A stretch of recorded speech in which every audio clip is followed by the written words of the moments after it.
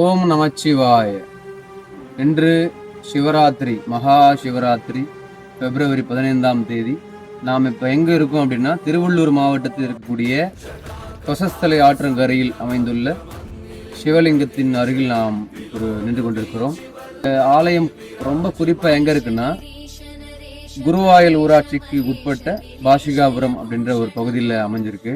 இது கிட்டத்தட்ட இந்த கிராம மக்களோட கூற்றுப்படி ஒரு 100 ஆண்டுகளுக்கு மேல் இந்த சிவலிங்கம் இங்கே தானாகவே பிரதிஷ்டை ஆகிருக்கு. ஆனால் சமீப காலமாக இதுக்கான திருப்பணிகள் நடந்துகிட்டு இருக்கு. நீங்கள் பார்க்கலாம், இங்கே கோவில் கட்டிட்டு இருக்காங்க. சாந்தி மேடம் திருவள்ளூர்லேருந்து என்ன பண்ணுறாங்கன்னா, ரெகுலராக மாதத்திற்கு 2 பிரதோஷம் பூஜை பண்ணுறாங்க. இவங்க பண்ணுற பூஜைகள்லாம் பார்த்து இந்த ஊர் மக்களும் அதில் இம்ப்ரெஸ் ஆகி அவங்கள அவங்களோட தேவைகளை கொஞ்சம் சப்போர்ட் பண்ணுறாங்க, அந்த பூஜை சரியாக நடக்கிறதுக்காக.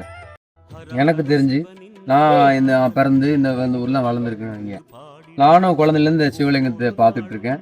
எனக்கு என்ன ஆச்சரியம்னா ஒரு கோவில் திருப்பணி கட்ட ஆரம்பிச்சது ரொம்ப பெரிய ஒரு ஆச்சரியமான விஷயம். அது நல்லபடியாக முடியணும்னு நம்ம எல்லாரும் நம்புவோம், நடக்கும். இன்னைக்கு எல்லா சிவ ஆலயத்திலையும் 4 கால பூஜை நடக்கும்ன்றது உங்க எல்லாருக்குமே தெரியும். ஆனால் இந்த இடம் ஏன் இவ்வளோ விசேஷமாக இருக்குது அப்படின்னா, நீங்கள் பார்க்கலாம், ரொம்ப ஆள் அரவமே இல்லாத ஒரு நிசப்தமான ஒரு பகுதி. ஸோ இது இன்னைக்கு இப்படி இருக்கலாம், வருங்காலத்தில் இதுவும் ஒரு பிரபலமான ஒரு சிவன் ஆலயமாக எழும்பி நிற்கும். அன்னைக்கு இந்த திருவள்ளூர் மாவட்டத்தில் இருக்கக்கூடிய பாஷிகாபுரம் பகுதியில் அமைந்துள்ள இந்த சிவலிங்கம் நிறைய பக்தர்களுக்கு அருள் செய்யக்கூடிய ஒரு தொண்டு ஆலயமாக அமையும் என்ற எந்த ஒரு சந்தேகமும் இல்லை.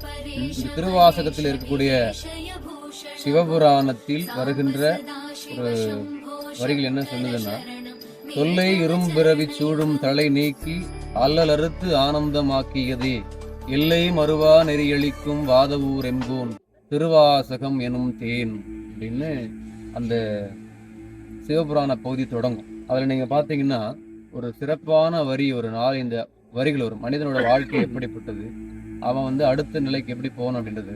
ஒரு மனுஷன் என்ன பண்றான்னா, புல்லாகி பூடாய் புழுவாய் மரமாகி பல் விருகமாகி பறவையாய் பாம்பாகி கல்லாய் மனிதராய் பேயாய் கணங்களாய் வல்ல அசுரராகி முனிவராய் தேவராய் செல்லா நின்ற இத்தாவரச் சங்கமத்துள் எல்லா பிறப்பும் பிறந்திழைத்தேன் எம்பெருமான் மெய்யே உன் பொன்னடிகள் கண்டின்றி வீடுற்றேன்னு சொல்லி இது இறைவனே திருவாசகம் இறைவன் எழுதியது.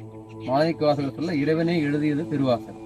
இதுல என்னன்னா, மறுபிறவி இருக்கக்கூடாது அப்படின்னு நினைக்கிற மனிதர்கள் சிவபெருமான் மனம் உருகி வழிபடுறாங்க. இதுல சொல்லக்கூடியது அதுதான். ஒரு மனுஷன் புல்லா பிறக்கிறானா, புழுவா பிறக்கிறானா, கல்லா இருக்கிறான், பேயா கணங்களா எல்லாம் மாறி என்ன சொல்றாங்கன்னா, நான் கடைசியில் உன்னதான் நம்பி வந்திருக்கேன், இதோட நான் நிறுத்திக்க, இதுக்கு மேல மறுபிறவி வேண்டாம் அப்படின்னு பக்தர்கள் மனமுருகி இந்த பாடலை பாடி, அது அந்த 12 திருமுறைகள்ல முக்கியமான திருமுறையா திருவாசகம் இருக்கு, மாணிக்க வாசகர் அருளியது. அதனால நீங்க எல்லாருமே சிவபக்தர்களா இருக்கீங்க அப்படின்னா, நான் சமீபத்தில் கூட பைரவர் மிக பிரமாதமா ஒரு சத்தத்தை கொடுக்குறாரு, யாரும் பயப்படக்கூடாது. ஓம் நமச்சிவாய. எல்லாரும் இந்த திருக்கோவிலுக்கு வாங்க, கண்டிப்பா இது கண்டிப்பா சிவனை வழிபட்டீங்கன்னா உங்களுக்கு எல்லாருக்கும் நன்மை உண்டு.